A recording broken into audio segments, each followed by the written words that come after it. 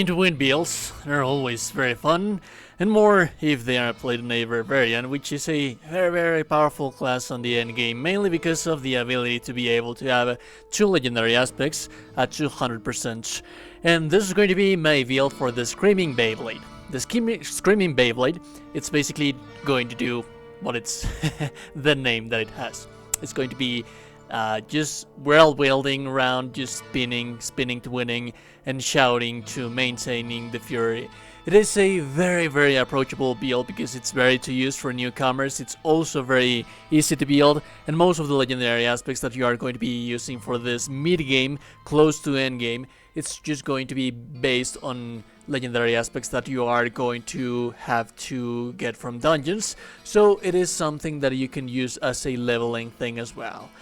For purposes of making this thing short, I am not going to dwell too much onto the skills and everything else. I also have the written version of this build, and like I said, there's not going to be an endgame build, but it's just going to be more than enough for you to punch through that level 50 to 70, which is where you want to transition into adding more legendary aspects that are a little bit more specialized, the ones that have perfect rolls and whatnot.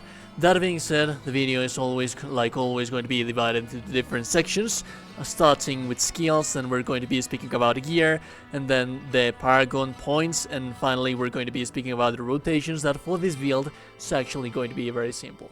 So again, the skills that changes that you can do in here. We're actually going to be basing our build into our damage and critical damage on bleeding enemies for this thing. So we're going to be using Lunging Strike, and this is mainly going to be because it offers great mobility. And we are going to be using some kind of basic attacks sometimes, not at all times, but sometimes, and we will be using legendary aspects to improve this thing.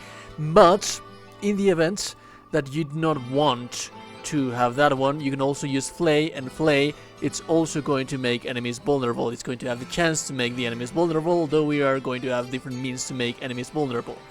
The bread and butter, the most important thing, is going to be, of course, Whrilwind. We are going to be using Furious Whrilwind because it's going to increase our bleeding chances, bleeding potential, and like I said, most of the times we are going to be increasing our bleeding critical strike chance with here, No Mercy. If you want to use this thing as a leveling build, my advice is that you focus first on the active skills and then leave all of the passives just for the end game version of the build or the final farming version of the build.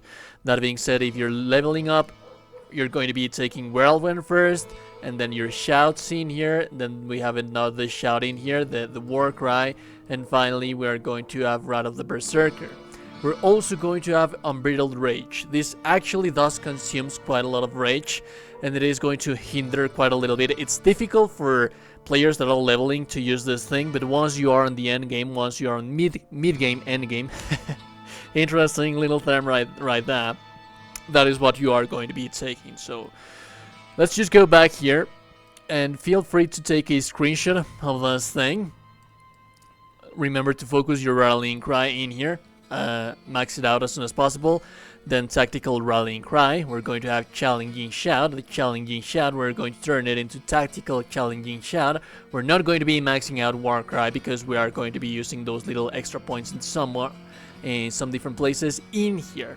These two guys right here, you can swap them up, or you can actually use these points into somewhere else, just in the event that you are not playing on a party. If you're playing on a party, this is very useful, and everyone is going to love you because at the end of the day, you're shouting all throughout the place, and you are going to just be buffing your friends left and right. We're also going to be taking this, but just remember, these guys right here, they are going to come later. This help with fury management, and that fury management, it's mainly going to be on berserking, and that is going to be affecting mainly Wrath of the Berserker, so that is going to be a synergy right there. And then in here we have the critical strike chance against the enemies that are slowed, And we do slow enemies thanks to harm string. This is very important. Just one point in here is going to slow enemies that are bleeding, and most of our build focuses on making enemies bleed for them to apply slow, and then we have that extra critical strike chance on those bleeding enemies, which is very amazing. We're also going to be taking 45 to increase our DPS and our survivability as well. And then finally we're going to be taking heavy-handed, which is going to increase our critical strike damage, and we are building a little bit through our critical strike chance. We should also be focusing on our gear for that as well, critical strike chance and critical strike damage, which is very amazing. Just remember that if you're leveling up, do not be so hasteful to take this thing right here so fast, because it's going to take quite a while for you to be able to manage your fury. So my advice is for you to use this build as a mid-game, end-game build when you're playing on the World Tier 3. That is where this build is going to be most amazing. And then we are going to have our gear right here, our legendary aspects. As you can see right here, I have several places that I do not have anything on them, and that is mainly because all of these legendary aspects that you see right here, all of them, each and every single one of them, you can get them from the Codex, which is going to be your very first weapon while building this thing. Granted, once you enter the endgame, your focus should mainly be trying to obtain those legendary rolls, those perfect rolls, and those aspects that you are going to be extracting from the gear that you are going to be taking. But since this is a build that it's just starting out the mid-game, end-game, I also have my notes. I'll have the link for this build in the video description for you to fill out those blank places that I have right there. But these are the things that you can just basically get ASAP. One of the most important things, core aspects of the build, aspect of the protector, aspect of disobedience, and aspect of numbing wrath. These are just basically your defense. One of them is very important, which is, I believe, to be the aspect of the protector, which is going to give you barrier. One of our passives does allows us to deal that much more damage to enemies while we have our barrier active, and that is something that you should always have in mind, because that is going to contribute not only to your defense but your offense as well. And then Ghost Walker aspect, that is something that everyone uses. It's just a safe little thing for you to not get CC'd that often. And then we're going to have Edgemaster's aspect on our amulet. If you manage to manage your fury that much, which is why you need aspect of echoing fury. This is very important for you to have. Your shouts will generate fury on. Some of them already generate fury on themselves. So basically, if you add this thing right here, it's just going to make your fury that much more viable, and it is going to make your DPS that much stronger, because you're always going to be shouting, and you're always going to be just doing amazing. Now, as you can see, I have the notes of the build right here, which is something that you can check out if you head over to the link that I'll have in the comment in the description section of the video as well, which is going to tell you which aspects, legendary aspects, that we are going to have on the rest of our equipments, which I have right here, and what is it that they are going to add to the build. So basically, when we place Limitless Rage to our two-handed weapon, it increases the Whrilwind DPS, so that is always nice. We also have the one-handed aspect that we have left right there. This is going to give us that DPS while the barrier is active that I was telling you about, and this mainly affects when we are attacking elites. And then we have on the ring, we have Bolt Chieftain aspect. This reduces the shouts of the cooldown of the shouts, which basically means that you are already going to have a little bit more fury management that much. And if you manage to get the perfect roll for this legendary aspect, it's just going to be amazing. It's just a beautiful legendary aspect that you should always be having. And then finally, on the gloves, you are going to have the aspect of the Grasping Whirlwind, which is something that you do not necessarily need, but it is always something nice that you can add to your build, because basically pulls enemies towards you. And it also something nice about pulling enemies towards you. It says right here fury generation because of passives, mainly because we are generating fury, especially when we're using Wrath of the Berserker, and also especially when you're fighting against elites.